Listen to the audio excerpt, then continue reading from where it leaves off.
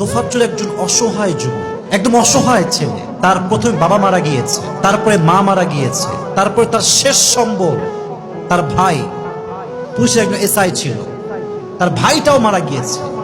সবাইকে হারিয়ে ছেলেটা ভারসাম্যহীন হয়ে গিয়েছে, মানসিকভাবে ভারসাম্যহীন হয়ে গিয়েছে। সে কোনো জ্ঞান নাই তার ভেতরে, সে অনেকটাই মানসিক ভারসাম্যহীন যুবক। সামান্য চুরির সন্দেহে কেমনে পিটাইতে পারে একটা যুবক? এইভাবে পিটিয়ে নির্মম ভাবে হত্যা করে। সকলে বলে নাউজুবিল্লাহ। চুরির বিধান তো হত্যা নয়। যদি সে চুরি করেই থাকে, প্রশাসন তাকে দেখবে, আইনের লোক তাকে দেখবে।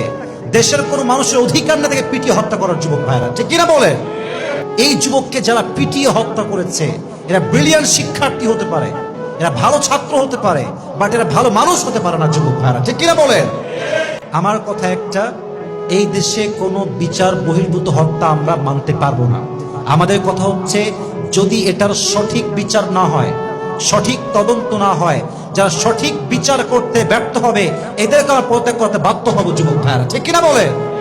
সবাইকে সবার জায়গা থেকে প্রতিবাদী হতে হবে। প্রতিবাদ করার মাধ্যমে কি হয়, এটার প্রমাণ 5 আগস্ট আমরা পেয়েছি।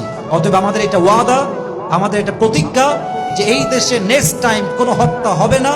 যদি কোনো হত্যা কেউ কখনো করে, সঙ্গে সঙ্গে তাকে আইনের আওতায় এনে যথেষ্ট সুষ্ঠু বিচার যুবক ভাইরা করতে হবে। ঠিক কিনা বলে?